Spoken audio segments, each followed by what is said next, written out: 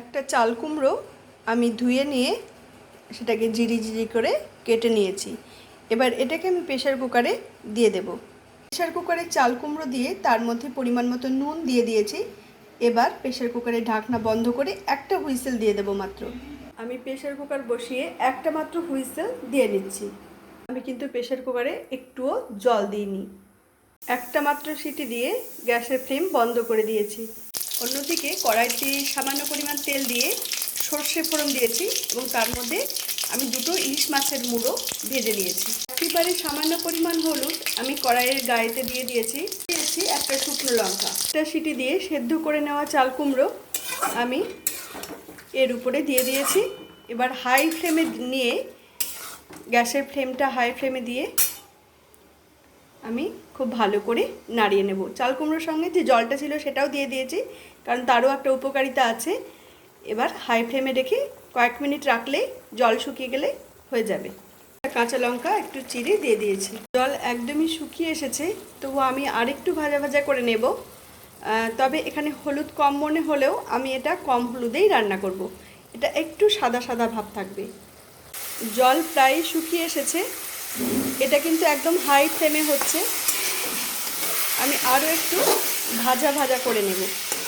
আর এখানে কিন্তু এই রান্নাটায় হলুদের পরিমাণ খুব কম, ভীষণই কম, যার জন্য একটু সাদা সাদা দেখতে মনে হচ্ছে, কিন্তু তাতে কোনো অসুবিধে নেই, ভীষণই সুস্বাদু হবে।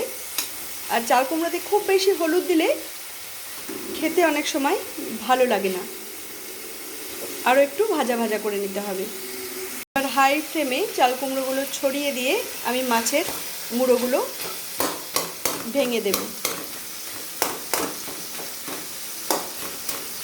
মাছের মুড়োগুলো আমি খুব ভালো করে ভেঙে দিয়েছি। এর উপর থেকে আমি ছড়িয়ে দিচ্ছি মিষ্টির গুঁড়ো। এটা একটু মিষ্টি মিষ্টি না হলে ভালো লাগবে না, এক্ষেত্রে আপনারা চিনিও দিতে পারেন। আমি যেহেতু চিনি খুব একটা বেশি ব্যবহার করি না, তাই মিষ্টি দিলাম। এবার নামিয়ে দেব।